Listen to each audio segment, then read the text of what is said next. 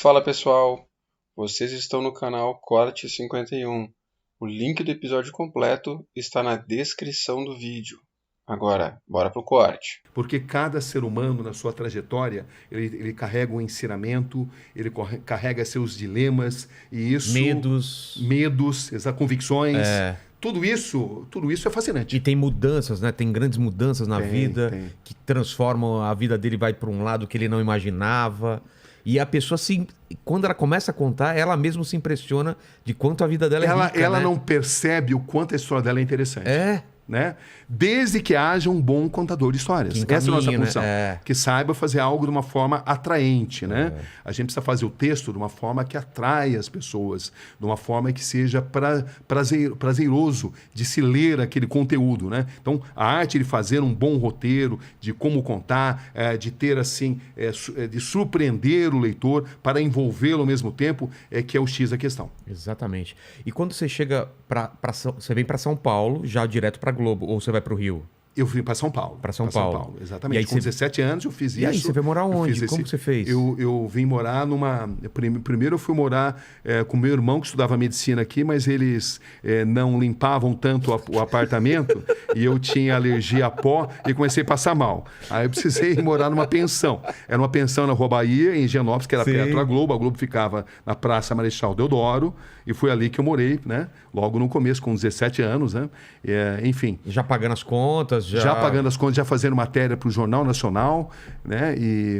Na verdade, naquele tempo já tinha a lei de que você deveria ser formado, mas havia também a possibilidade do estagiário. Então, embora a Globo soubesse que eu não poderia apresentar um diploma pelo fato de ter apenas 17 anos, estar no segundo colegial, eu entrei graças a esse benefício das empresas poderem admitir estagiários. Aí, posteriormente, a própria Globo pagou minha faculdade, a Globo foi minha grande escola de jornalismo, né?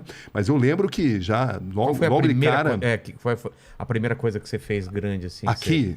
Bom, a primeira matéria foi sobre esgrima, né? Olha, não sei porque eu lembro dessas coisas, mas foi a primeira matéria. Fica na cabeça. Uma das primeiras grandes coberturas que repercutiram assim muito foi a cobertura do acidente de João do Pulo. Lembra que ele perdeu uma perna? Cara, e eu cobri isso no Hospital Irmãos Penteado. Isso repercutiu enormemente. Aí depois eu comecei a fazer também coberturas em várias partes do Brasil. A primeira cobertura internacional com 19 anos, enfim. E aí quando eu tinha 21 anos, eu fui escolhido para cobrir a Copa do Mundo da Espanha. E essa era a maior honraria que você poderia ter, porque era a elite da elite. A Globo detinha a exclusividade na Copa do Mundo da Espanha, de 82. Então, ter sido escolhido foi algo assim muito importante para minha carreira. Nessa cobertura, eu tive a oportunidade de trabalhar com um cinegrafista monstro chamado José Wilson Namata, que é falecido. Mas é um cara que abriu assim a minha mente para a importância de ter uma experiência no exterior, para aprender muitos idiomas. E um ano depois eu estava nos Estados Unidos, eu pedi uma licença para a Globo falou, não, a gente precisa de você aqui. Então eu pedi demissão, mas eu saí bem da emissora. E aí o que aconteceu? Um ano depois eles me convidaram para ser correspondente em Nova York. Mas por que você deu a louca assim, vou me desligar da Globo e vou para os Estados Unidos? O que você pensava? Porque essa cobertura da Copa do Mundo da Espanha e grandes eventos esportivos, eles abrem a sua mente, porque o grande evento esportivo ele tem o esporte, mas ele tem também um choque de civilizações, choque de diferentes culturas. Então, a minha cabeça se abriu para a importância de se dominar diferentes raciocínios, diferentes formas de pensamento e de ampliar os meus horizontes. Então, eu defini que eu tinha que aprender inglês, que tinha que ter uma experiência internacional. Aí eu pedi inicialmente, eu me matriculei no curso, pedi uma licença para a Globo. Eles disseram que não podiam dar, mas falaram, olha, você é um cara testado e aprovado. Nunca essa frase do Armando Nogueira, né? Era o Armando Nogueira e Alice Maria, os comandantes. E ele falou assim, olha, Cabrini, você é um cara testado e aprovado. fique tranquilo que a gente vai estar com o seu nome sob perspectiva. Isso de fato aconteceu, porque um ano depois eu estava em Davis, na Califórnia, e eles me chamaram para ir para... Porque eu fiz o TOEFL, né, que é o exame, o teste de inglês que você precisa para entrar numa universidade. Eu consegui uma vaga no curso de jornalismo de Sacramento, lá na Califórnia. E aí, quando eu estava começando o curso, a Globo me chamou para ir para Nova York, que foi quando foi um momento decisivo na minha vida, porque eu tive a chance de conviver com Paulo Francis, que era um cara que eu tentava sugar cada experiência dele. Era um cara de extrema sabedoria. Você tem noção do tamanho que é o Paulo, que foi o Paulo Francis? Era incrível. Tudo que ele fazia, até aquilo que eu não concordava, era fascinante. Porque ele sabia defender os seus argumentos. Tive a chance de conviver com o Hélio Costa, que na época era o grande repórter. Ele detinha a arte de prender a atenção das pessoas no Fantástico. Não sei se você já ouviu falar disso, mas ele fazia grandes matérias no Fantástico, e eram matérias com uma audiência absolutamente extraordinária. A voz dele, eu lembro. Exatamente aquela. Depois ele virou político e tal. E ele era o diretor do escritório. Entendi. E o Lucas Mendes, que era o maior exemplo da fina ironia de um texto privilegiado. Então, você imagina alguém de 21 anos convivendo com essas feras, tendo essa experiência. Né? Então, eu sou muito grato pelas experiências que o jornalismo me proporcionou. Tudo aconteceu muito rapidamente. Você está falando muito rápido. Desculpa de eu voltar às vezes as coisas, mas... Eu falo muito rápido e muito, né? Ainda bem que quando eu entrevisto, eu sou curto e grosso, né? Mas quando eu dou entrevista... Não, mas é que tem tanta coisa interessante. Eu quero voltar para a Copa de 82, que foi aquele sofrimento, né? Foi. Não foi a Copa do Paulo Rossi? Foi a Copa do Paulo Rossi. Eu lembro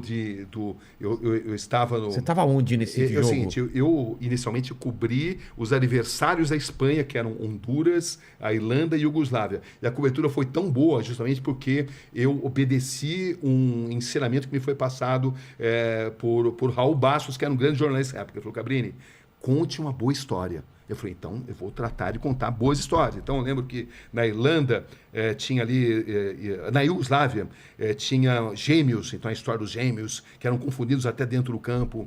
Aí tinha a história do Arzu, que era um goleiro que tinha sido pugilista de Honduras. Honduras era o time mais humilde, um time que recebia muito pouco e mesmo assim conseguiu grandes resultados. Enfim, eu me destaquei tanto com essas coberturas que o Armando Nogueira me telefonou e falou assim: olha, você agora vai passar a cobrir o Brasil. Só que tinha um detalhe: o Brasil precisava passar pela Itália. E eu lembro que eu estava no centro de imprensa e essa cena é muito marcante, porque eu vi o centro de imprensa inteiro chorando. Centro de imprensa internacional, jornalistas de todos os países, porque o Brasil tinha perdido. Porque o futebol, magia, havia sido derrotado. Qual era o contexto? O Brasil, a primeira fase foi aquela que... Olha, era uma Copa diferente, que não era uma Copa eliminatória. Era uma Copa que na segunda fase você entrava em grupos, e o primeiro do grupo avançava. Né? Então era Brasil, Argentina e Itália. O Brasil jogava com a Itália dependendo apenas de um empate. Entendeu? Se o Brasil empatasse com a Itália, ele avançaria. Porque era um formato diferente do que é jogado atualmente. Mas aquele time era demais, né? Era um dos melhores times que o Brasil já formou. Sócrates, Cerezo, Zico. Enfim, o Éder. O Éder, né? Nossa, era um time assim... E o Tele Santana, né? Que era um técnico... Era um futebol que encantava pela magia que ele tinha. Né? Não, e a primeira fase o Brasil jogou muito, Jogou né? muito. Falcão jogou muito. Falcão foi um grande jogador. Você pega esse jogador, Falcão, Sócrates, Zico, Éder, Cerezo. São gênios. É que o Cerezo ainda, o pessoal ainda pega no pé por causa daquela jogada. Exatamente. Mas ele jogou muito. E o Brasil esteve classificado várias vezes, porque ele empatou o jogo 2 vezes, né? Então, mas o Paulo Rossi, que não estava jogando bem. Mas o Brasil jogou com a Argentina primeiro, né? Jogou muito bem, ganhou muito bem. Ganhou bem. Ele ganhou. Uma grande exibição. E aí a Itália ia jogar com a Argentina e o Brasil jogou com a Itália. Isso, a Itália jogou com a Argentina, acho que foi empate, algo assim. Eu sei que o Brasil com a Itália dependia de um empate. Apenas um empate. Começa tomando um gol, né? Tomando um gol. Aí empata. Aí empata, toma outro gol. Empata novamente com um golaço do Falcão. Nossa, foram 2 gols maravilhosos. O primeiro do Brasil foi do Sócrates. Aquele de longe? Não. Foi um jogo que ele... Foi um gol que ele entrou pela direita, assim, e deu no contrapé do... Pensei que aquele golaço do Sócrates esse de longe. Foi contra a Rússia. Exatamente. Que na falha, no jogo que o Valdir Pérez falhou. Entendeu? Então, mas o Brasil jogou muito. E você estava onde nesse jogo? Você estava no campo ou não? Eu estava no centro de imprensa de Madrid, justo com as malas prontas para embarcar para Barcelona, onde o Brasil continuaria caso passasse pela Itália. Bastava apenas um empate. E a Itália jogando muito mal. Não, ninguém acreditava. Ninguém acreditava na Itália. O Paulo Rossi não tinha jogado nada até então. Estava sendo criticado pra caramba. Muito criticado. Era um jogador que já chegou na Copa muito criticado, porque tinha participado de uma loteria da fabricação de resultados. É verdade. Então, ele era um cara que chegou moralmente abalado. E naquele jogo ele jogou tudo. Fez 3 gols. Fez 3 gols e depois passou a jogar muito bem na Copa inteira, entendeu? O pessoal até fala que esse jogo definiu o que seria o futebol do Brasil mais pra frente, né? Porque sem dúvida. Abandonou meio esse futebol bonito e que era considerado o futebol brasileiro. O Brasil passou a jogar mais por resultados. Mais pragmático. E isso pode ser muito bem explicado na conquista da Copa de 94, quando o Brasil ganhou, mas jogou muito feio. É claro que tinha ali o Romário, o Bebeto, eram grandes jogadores e tal, mas não era um futebol bonito, como o de 82. 82 foi uma das formas de atuar mais vistosas que o Brasil já apresentou em toda a sua história. E como que foi essa derrota do Brasil lá nesse centro? Então, eu lembro, olha, eu nunca mais vi nada semelhante. Porque é natural quando um país deixa a Copa que as pessoas que são daquele país, os jornalistas inclusive, fiquem abalados emocionalmente. Mas ali você saía na área comum e você via todos os jornalistas chorando e incrédulos. Não como só do isso Brasil. Pode acontecer? Não só do Brasil. Caramba. Eu lembro, e eles se aproximavam de nós, brasileiros, para nos consolar. Eles nos consolavam, entendeu? E não acreditavam que aquilo pudesse ter acontecido. Era como se a Copa não tivesse acabado naquele momento, porque a magia tinha terminado. Porque o futebol do Brasil era uma poesia aos olhos das pessoas. Então, mas quem foi uma poesia daquele? Que não conseguiu o resultado. Quem foi? A Itália. A Itália mesmo? Foi. Pô, depois disso ela subiu. Depois disso ela subiu. Naranjito, né? Que era o símbolo da... Isso, exatamente. Poxa.